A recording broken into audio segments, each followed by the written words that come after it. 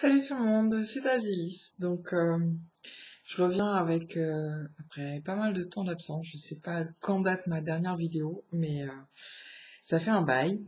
Je me suis d'ailleurs posé un bon moment la question de qu'est-ce que j'allais vous présenter, et puis parce que j'ai un paquet de book review qui pourrait se faire, et donc ouais voilà, donc c'était pas la peine, enfin rattraper le retard, c'est vraiment, ce serait titanesque. Donc je vais tout simplement, voilà, essayer de reprendre l'exercice du c'est lundi, même si on est mardi. Hier c'était pas possible de le faire. Euh, donc ouais voilà, je vais vous présenter ma dernière lecture, ma lecture en cours, et puis ce que je projette de lire, puisque ça y est, j'ai repris la lecture et ça se passe plutôt pas trop mal. Donc du coup voilà. Voilà, c'est parti. Alors, ma lecture précédente, j'ai commencé une nouvelle série. Oui, encore vous allez me dire, mais franchement, je vous la présente parce qu'elle vaut vraiment le coup. Il s'agit de Psy Changeling, de Nalini Singh, hein, on va prendre le temps de le dire. Et le tome 1 s'appelle L'escape des sens. C'est chez Milady, voilà, c'est une toute nouvelle saga, il doit y avoir à l'heure actuelle 3 tomes de sortie. Et voilà, j'avais acheté le tome 1 après avoir lu le premier tome Chasseuse de vampires. Je m'étais dit super auteur, j'aime beaucoup son écriture, donc je teste cette nouvelle saga. Et j'ai pas été déçue du tout, du tout, du tout. Alors, en thème général, c'est de la romance paranormale, c'est clair là-dessus. Si vous n'aimez pas, c'est pas la peine. Passez outre parce que vous allez avoir des pages et des pages de tentation, d'humour interdit. Est-ce que j'y vais, est-ce que j'y vais pas, est-ce qu'il est pour moi, est-ce qu'elle est pour moi, enfin bref.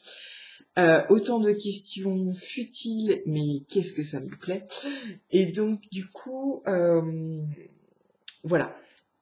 Le truc qui est super intéressant, c'est que, comme pour Chasseuse de vampires, Nalini Singh, franchement, elle se plie à l'exercice d'inventer un nouvel univers, et là-dessus, c'est extrêmement intéressant. Donc, dans cette saga, il y a les humains, il y a les changelings, donc des métamorphes, en fait, des humains qui peuvent changer d'apparence. C'est pas des loups-garous, ils sont pas liés à l'appel de la lune ou quoi que ce soit, mais donc là on est essentiellement avec une troupe de loups, et puis, enfin une meute de loups qui est un peu à côté, mais essentiellement une meute de guépards. Ouais, guépards, panthères. Non, pas guépard. Guépard, ils ont des taches. Enfin, bref, le truc noir, sauvage, la fauve. Donc, ouais, panthère. Et, donc, et les psys. Les psys, c'est une caste de la société qui a trouvé comme moyen d'être, entre guillemets, supérieur humainement, enfin, irréprochable, évacuer toute violence et compagnie, de complètement annihiler les émotions. Donc, c'est une case qui est super forte au niveau du business, au niveau de la politique.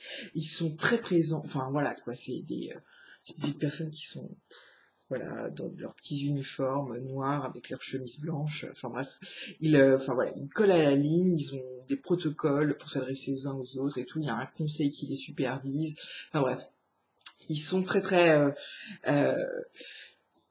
émotionnels quoi, ils bougent pas de leur truc, ils sont, ça fait même froid dans le dos, ils sont glaciales. Et le truc, c'est que dans tout ça, il y en a une, Sacha, qui sait depuis qu'elle est toute petite qu'elle n'est pas comme ses collègues psy, qu'elle a des émotions. Et donc elle a appris à se protéger parce que bien sûr ils sont tous connectés entre eux par le psynet.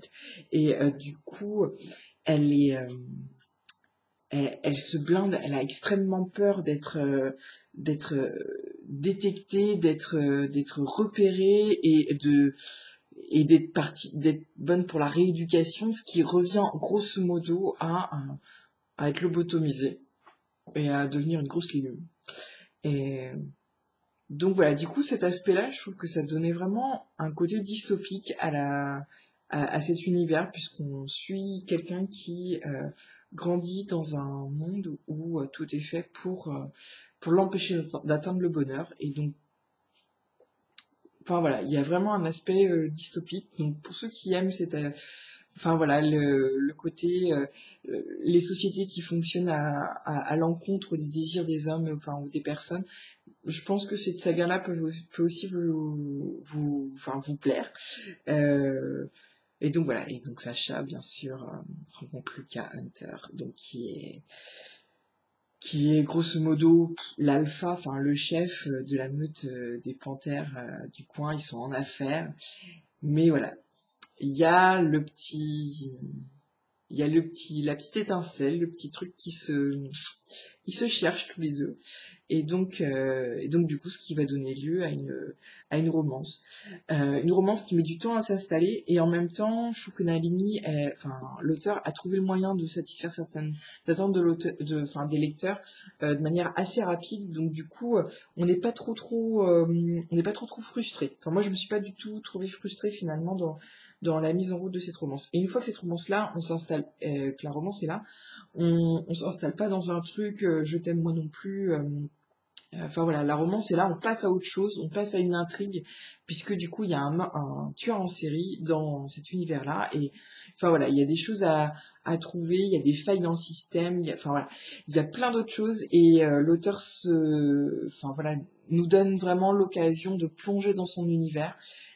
Et enfin, du coup, c'est vraiment kiffant. Enfin, moi, j'ai vraiment adoré. Je me suis précipitée pour acheter les tomes 2 et 3. J'ai adoré. Donc, euh, je pense que très très bientôt, je vous parlerai de la suite.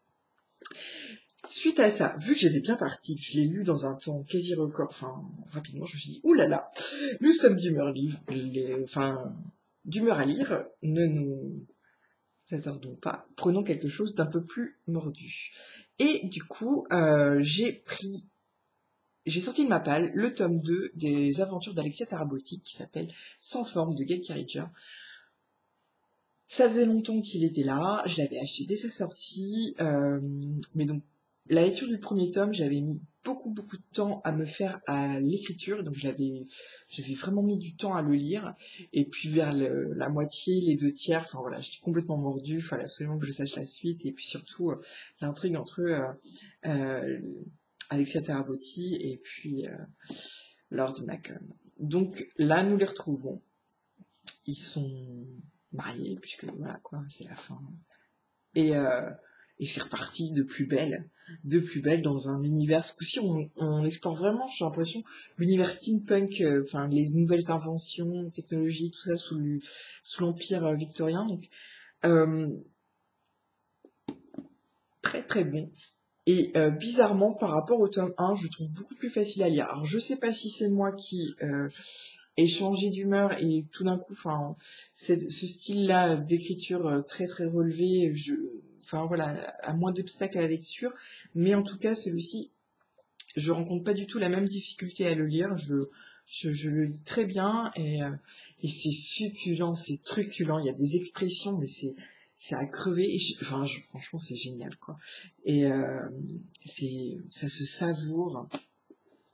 J'adore, j'adore. Je vous en raconte pas plus parce que franchement, faut les lire. Voilà. Et donc pour la suite, comme j'ai retrouvé Nalini Singh, je me dis que je vais continuer l'autre saga que j'avais lu, commencer d'elle, Chasseuse de vampires, puisque donc le tome 3 est sorti, je me le suis procuré. On va pas trop laisser traîner l'espace entre les tomes, histoire de pas se faire avoir. Et donc le tome 2, donc qui s'appelle Le souffle de l'archange. Euh, voilà, j'ai très envie de le commencer après et de retrouver cette histoire incroyable entre les archanges, les anges, les vampires. Donc voilà, cette nouvelle organisation sociétale. Voilà, très très hâte. Et donc après tout ça, je sais pas. Soit j'essaye de la jeunesse à nouveau avec Elana du pacte des marches-ombres, soit la suite comme association, suivant mon envie. Donc si c'est jeunesse, ce serait un de ces deux-là. Si c'est plutôt harlequinesque, ce serait les fameux guerriers grecs, donc les seigneurs de l'ombre, avec le tome je sais plus combien, puisqu'ils sont pas numérotés. Donc le guerrier des ténèbres, il me semble que c'est le 5. Voilà, de Gina Chowaters. Celui-là, je crois que c'est Aeron, donc si mes souvenirs sont bons, c'est un guerrier grec tatoué de partout, qui a des ailes et qui est habité, hanté par la colère. Donc pas commode le garçon. Voilà, on va voir ce que ça va donner. J'espère vous retrouver très bientôt pour pouvoir donner des suites de mes lectures et puis vous dire ce que ça donne tout ça. Je vous dis à très bientôt. Ciao, ciao.